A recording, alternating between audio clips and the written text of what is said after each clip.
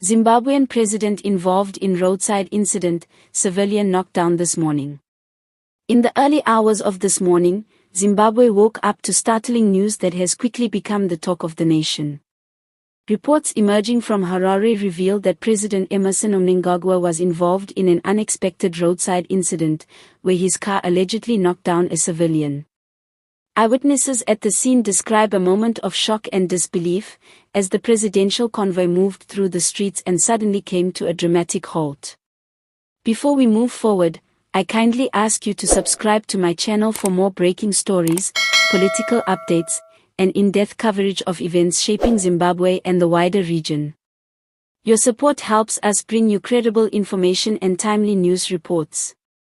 The accident, according to initial accounts, took place on a busy route where the presidential motorcade was making its way through.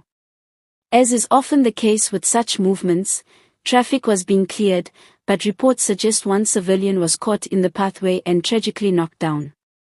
Emergency services quickly rushed to the scene, and the individual was immediately taken to hospital. While the exact condition of the civilian remains unclear, updates are already circulating, with some assuring the public that the person is receiving urgent medical attention. This development has raised many questions and sparked heated conversations across social media platforms. Citizens are eager to know how such an incident could have taken place, given the usually strict security and careful planning that accompanies presidential movements. The incident is already being described as one of the most dramatic events to unfold in Zimbabwe's political space this year, not because of politics alone but due to its human impact. Political analysts suggest that this will have ripple effects, both in terms of public perception and the way future presidential convoys will be managed. It is no secret that motorcades often move at high speed with heavy security detail, but today's event has reignited debates about the safety of ordinary citizens when such convoys are on the road. For many, this incident feels symbolic, a moment where leadership and the people collide, literally and figuratively.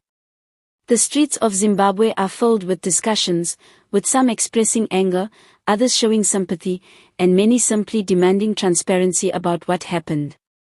Authorities have promised to release an official statement once more details are confirmed, but the public is already restless for answers. It is important to highlight that this is not the first time convoys have been linked to road incidents in the country. Over the years, several similar reports have surfaced, though none involved such a high-profile figure at the center.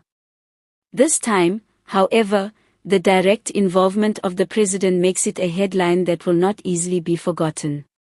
As the news unfolds, the entire nation waits with bated breath.